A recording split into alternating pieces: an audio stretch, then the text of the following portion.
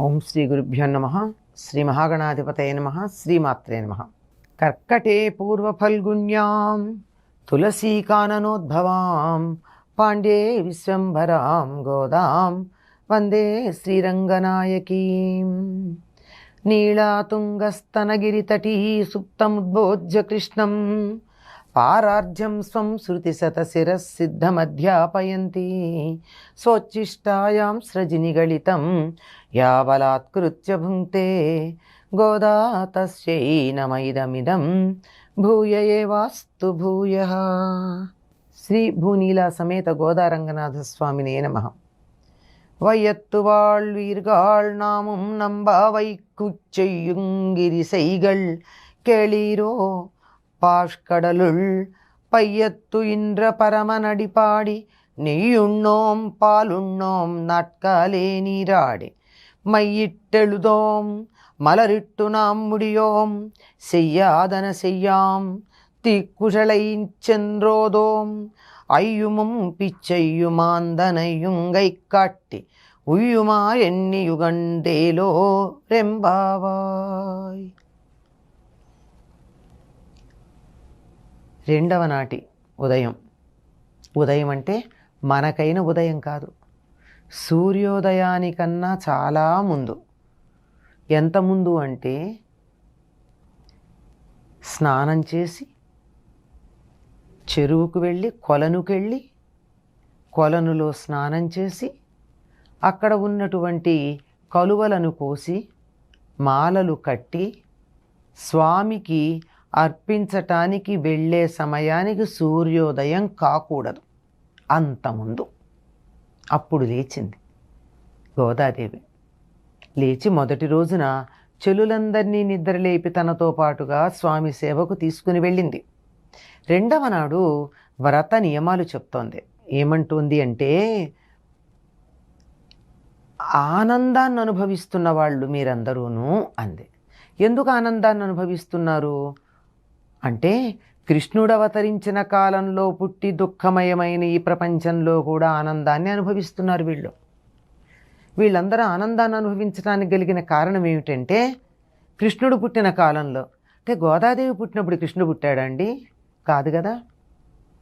తాను కృష్ణుడికి సమకాలికంగా ఉన్నటువంటి గోపికల యొక్క భావనతో తాదాత్మ్యం చెందింది.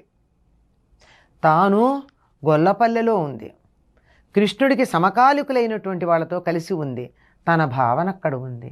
కనుక తనతో ఉన్న చెలులందరూ ఆ నందగోకులంలో ఉన్నటువంటి వారుగానే భావన చేసింది. గనక మీరందరూ అదృష్టవంతుల ఆనందాన్ని అనుభవిస్తున్నారు, అటు మీ అందరూ కూడా రండి. మనం చెయ్యబోయేటటువంటి ఈ వ్రతం యొక్క నియమాలు చెప్తున్నాను. ఇది లోకంలో అందరికీ చెప్తోంది ఈ వ్రత నియమాలు. ఇందులో కొన్ని అందరూ ఏ వ్రతం చేసినా ఆచరించవలసినవి, కొన్ని ప్రత్యేకంగా వీళ్ళు మాత్రమే ఆచరిద్దామని అనుకున్నవి. అందులో ఏమిటి అంటే, ఆ వ్రత నియమాలు చేసే పనులు చెప్తోంది. ఒకటేమిటి, పాల సముద్రంలో ధ్వని కాకుండా మెల్లగా పడుకున్నటువంటి ఆ పరమపురుషుని పాదాలకి మంగళం పాడతాం. పాల్కడలు, పాల సముద్రం. ఎందుకో అనేక మార్లు గోదాదేవి ఆ పాల సముద్రంలో ఉన్నటువంటి నారాయణుణ్ణే ఆరాధిస్తున్నట్టుగా మనకి సందర్భాలు కనపడతాయి. ఆ పాలకడలిపై పవలించిన స్వామి యొక్క మూర్తి మిగిలినటువంటి మూర్తుల కన్నా కొంచెం అధికంగా ఇష్టం అనిపిస్తుంది. అక్కడ ఉన్నటువంటి ఆయన పాద పద్మాలకి మేము మంగళం పాడతాం. ఎలా పాడతాం? ధ్వని చెయ్యకుండా. ఎందుకంటే నిద్రపోతున్నటువంటి వాళ్ళ దగ్గర మంచి సంగీతం పెట్టినా మెత్తగా ఉండాలి, కానీ కొద్దిగా అందులో గట్టిగా అరుపుల్లాంటివి ఉన్నా మెలకు వచ్చేస్తుంది కదా. మేము మంగళం పాడేది కూడా ధ్వని చెయ్యకుండా, ఇబ్బంది కలగకుండా పాడతాం. ఆయన పరమపురుషుని పాదాలకి మంగళం పాడతాం. ఆయనేమో అసలు ధ్వని లేకుండా పడుకున్నాడు, కాలు ఇటు అటు కదపట్లేదు, శబ్దం కూడా రానియటం లేదు. ఈ వ్రత సమయంలో మేము చేసేది ఏమిటంటే, నెయ్యుಣ್ಣోం పాలుಣ್ಣోం. నెయ్యి తినం, పాలు తాగం. ఏమిటిది? గొల్లపల్లెలో ఉన్నటువంటి గోవులన్నీ కృష్ణుడికి చెందినవైతే ఆ గోవుల యొక్క పాలు తాము తీసుకుంటే కృష్ణుడు సొమ్ము తీసేసుకునే వాళ్ళు అవుతారట. అందుకని నెయ్యి తినరట, పాలు తాగరట. తెల్లవారుజామునే లేచి స్నానం చేస్తాం, ఇదొకటి. కంటికి కాటుక పెట్టుకోం, కొప్పులో పూలు పెట్టుకోం. కాటిక పెట్టుకోవడం ఎందుకు మానేస్తారు? అలంకరణ చేసుకోవటం లేదు. జీవితం మీద విరక్తి కలిగిన వాళ్ళు అలంకారాలు చేసుకోరు. అంతేకాదు, కాటుక పెట్టుకున్నట్టయితే సన్నని కర్బనపు పొర కంటి పైన వ్యాపించి ఉంటుంది. చూడండి, కాటుక పెట్టుకున్నట్టయితే కంటి కొసల్లోకి ఆ కాటుకంతా పుసి రూపంలో చేరుతుంది. అంటే కంటిని శుభ్రం చేస్తుంది. అమ్మో, అసలే నల్లగా ఉంటాడు, ఆ నల్లని వాడిని చూసేటప్పుడు ఈ నల్లని పొర కాటుక పెట్టుకుంటే కనపడతాడా? ఆయన కృష్ణుని చూసేటప్పుడు మా కళ్ళకి పొర అడ్డు దేనికి అని కాటుక పెట్టుకోరట. కాటుక పెట్టుకోవడమే కాదు, పూలు కూడా పెట్టుకోరట. బృందావనంలో ఉన్నటువంటి పువ్వులన్నీ కృష్ణుడికి చెందినవి, ఆయన సొత్తు.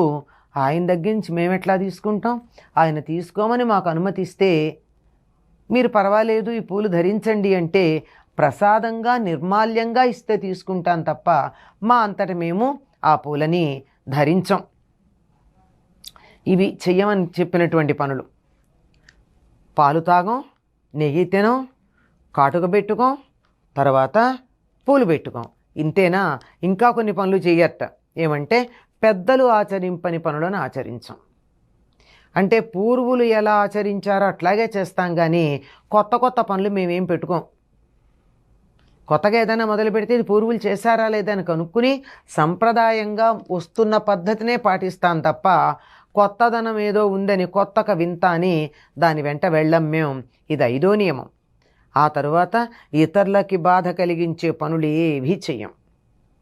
అంతేకాదు, బాధ కలిగించే మాటలు కూడా మాట్లాడం.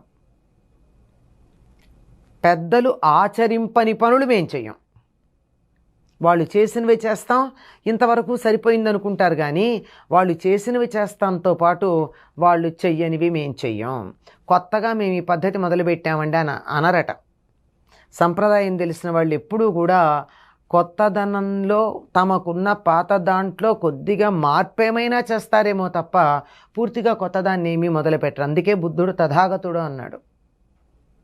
ఆ రాముడు కూడా నడిచి వెళ్ళేటప్పుడు ఇది ఋషులు ఆయనకి ఇది ఋషులు వెళ్ళిన మార్గం అని చెప్పిన వాటినే వెళ్ళాడు. అంటే పెద్దలు వెళ్ళిన దారిలో పెడతాం, బాగానే ఉంది. వాళ్ళు వెళ్ళని దారిలో వెళ్ళాం, వాళ్ళు చెయ్యని పనులు మేము చెయ్యం.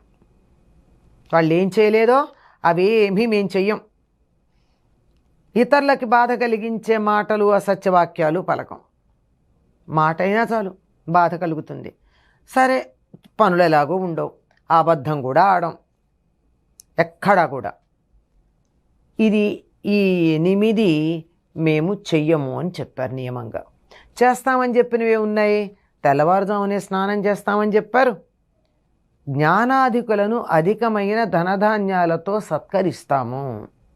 ఈ ధనుర్మాసంలో తమకన్నా ఎందులో గొప్పవాళ్ళైనా వాళ్ళకి సత్కారం చేస్తూ ఉంటాము. సన్యాసులకు, బ్రహ్మచారులకు, భిక్షకులకు వలసినంత ఇస్తూ ఉంటాం. మేము ఉజ్జీవింపజేసే విధానాన్నే పర్యాలోచన చేస్తాం. శ్రీ వైష్ణవ సంప్రదాయంలో ఉజ్జీవనము అనేటటువంటిది ఒకటి. మా జీవిత విధానంలో తాము ఉన్న స్థితి నుంచి ఉన్నత స్థితికి ఎదగడానికి కావలసినటువంటి ఒకానొక ప్రణాళికని ఉజ్జీవము అంటారంటే నిత్య జీవితంలో మనం చేసే పనులు, మన ఆలోచన విధానం, ఇట్లాంటివన్నీ. ఈ ఉజ్జీవనం అనేటటువంటి దానికి మేము ఆలోచన చేస్తూ ఉంటాం. ఎందుకు చెప్తున్నానో తెలుసా? మన నియమాలన్నీ విని మీరందరూ ఆనందించండి. వీటి వల్ల మనకు ఆనందం కలుగుతుంది. 8 పనులు చెయ్యము అని చెప్పారు, ఇంకొక 4 పనులు చేస్తామన్నారు. తెల్లవారుజామునే లేస్తాము, అందరికీ జ్ఞానాధికులైనటువంటి వాళ్ళని గౌరవిస్తాము, బ్రహ్మచారులకు, సన్యాసులకు భిక్షలు ఇస్తూ ఉంటాం, పర్యాలోచన ఉజ్జీవనం అనేదాన్ని పర్యాలోచన చేస్తాం. ఇదమ్మా మనం పాటించేటటువంటి నియమాలు ఈ వ్రతంలో. శ్రీవ్రతం చేసేటటువంటి వారు వీటిని తప్పనిసరిగా పాటించాలి. కూడని 8 వర్జించాలి, కావలసిన 4 ఆచరించాలి. గోదాదేవి చెప్తూ ఉంది. ఇందులో పాలు, పెరుగు తినమని, కళ్ళకి కాటికి పెట్టుకోమని, తల్లో పూలు పెట్టుకోమని చెప్పినటువంటివి ప్రత్యేకంగా ఈ వ్రతానికి సంబంధించినవైతే గోదాదేవి చేసింది.